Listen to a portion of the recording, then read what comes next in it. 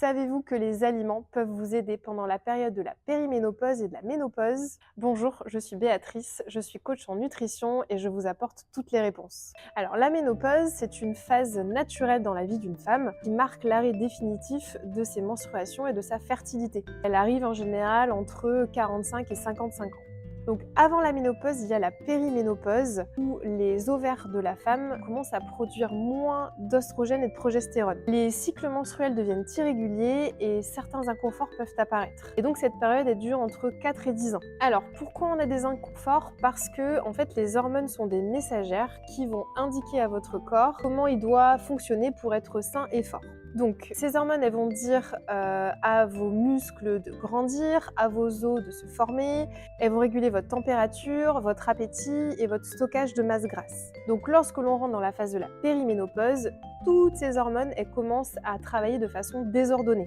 Il y a des hormones qui vont disparaître, il y en a qui vont rester, mais celles qui restent peuvent faire la moitié du travail seulement. On a une sorte de tempête hormonale, ce qui va créer des inconforts. Donc on a des troubles de l'humeur, des troubles du sommeil, des troubles de la libido avec une sécheresse vaginale, on a des sueurs nocturnes, on a des bouffées de chaleur, une prise de poids, des seins gonflés ou bien des troubles digestifs.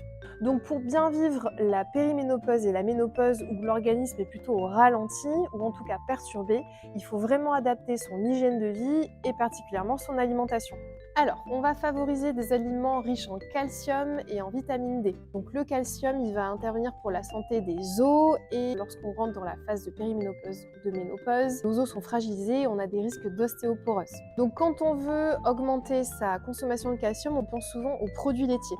Alors ça peut être une solution, mais attention, si vous avez des troubles digestifs en consommant des produits laitiers, favorisez plutôt des produits plutôt végétaux comme les amandes. On peut les consommer sous forme de lait d'amande, de purée d'amande ou forcément d'amandes brutes. On a aussi le tofu, les sardines, les légumes à feuilles vertes et aussi on a les algues. Ensuite, il faut consommer des aliments riches en phytoestrogènes qui vont rééquilibrer votre niveau d'oestrogène parce que pendant cette période-là, on a une chute du niveau d'oestrogène et qui va entraîner aussi une fonte de la masse musculaire et donc une prise de poids. Donc c'est très important de consommer ces aliments-là. On va retrouver le soja, donc je parlais tout à l'heure du tofu, mais ça peut être aussi sous d'autres formes. On va avoir les graines de lin, les graines de sésame, les lentilles et les pois chiches. On va favoriser une alimentation riche en fibres qui va permettre de réguler justement votre prise de poids et qui va favoriser une bonne vidange gastrique pour stimuler votre transit intestinal.